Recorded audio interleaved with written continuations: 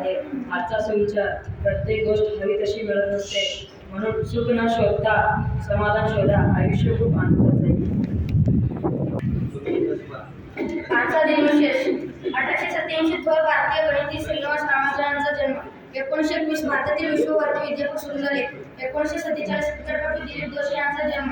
1947 सामान्य सम्राट सत्येंद्र कृष्णाजी कुलकर्णी यांचं निधन. 1975 संगीतकार वसंत देसाई यांचे निधन.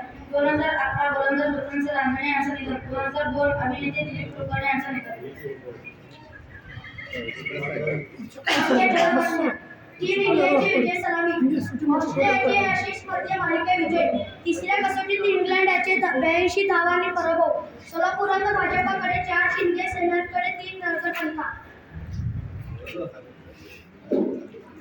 आजचे परिचय.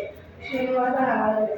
जागतिक कीर्तीचे भारतीय गणितज्ञ श्रीनिवास रामानुजन यांचा जन्म 22 डिसेंबर 1887 रोजी तमिळनाडू राज्यातील एरोड येथे झाला. त्यांचे शालेय शिक्षण कुंभकोणम येथे झाला. लहानपणी शाळेत असताना ते शिक्षकांकडे त्यांचे अनेक प्रश्न विचारून व त्यांची उत्तरे स्वतः सांगून शिक्षकांना चकित करत. कागदाची किंमत जास्त असल्याने ते पाटीवर सोडवायचे. वयाच्या आपल्याला पैकीच्या पैकी किंमत मिळाले. मात्र ते एका वेळेस 12 नापास झाले. त्यामुळे ते महाविद्यालयीन शिक्षण घेऊ शकले नाही. 1830 साली ब्रिटिश गणितज्ञ G S. Carl synopsis of pure mathematics हा ग्रंथ त्यांच्या वाचनात आला. त्यामुळे त्यांच्या बुद्धीला चालना मिळाली. परंतु परिणामी मनाचा कोण करत नाही, म्हणून काही वेळ त्यांनी जिल्हाधिकारी कार्यालय चेन्नई मंडळात नोकरी केली.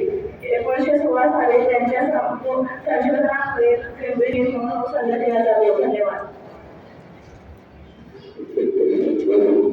आजचे प्रश्नमंजुषा. वास्तव नामा कोणत्या देशाचा होता? उत्तर पोर्तुगाल. सूर्यमालेतील सर्वात लहान ग्रह कोणता? सूर्यमालेतील सर्वात लहान ग्रह कोणता? बुध. भारतीय नौदलाचे जनक कोणाला म्हटले जाते? छत्रपती शिवाजी महाराज. भारताचा राष्ट्रीय फळ कोणता? आंबा. भारतातील सर्वात लहान नदी कोणती? गंगा नदी. धन्यवाद. त्यांना विचार की प्रश्न तू दोन्ही पण आजच्या बौद्धकथा. बौद्धकथेचे नाव आहे वाईट संगत. एका गावात सचिन नावाचा मुलगा राहत होता. तो खूप कष्टाळू व प्रामाणिक होता. घरच्या गरीब परिस्थितीची त्याला जाणीव होती. तो खूप अभ्यासात व खेळात खूप हुशार होता. परंतु कालांतराने त्याला काही वाईट मित्रांची संगत लागली. त्यामुळे तो शाळा बुडू लागला.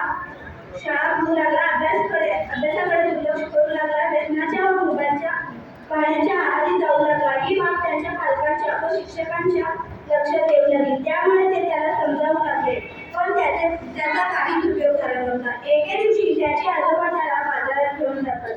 बाजारातून 1 डझन आंबे विकत घेतात, परंतु त्यात एक नाचका आंबा सुद्धा टाकतात. सचिनला मात्र ही गोष्ट काही समजत नाही. आजोबा त्याला सांगतात की आपण 2 दिवसांनी पाहू.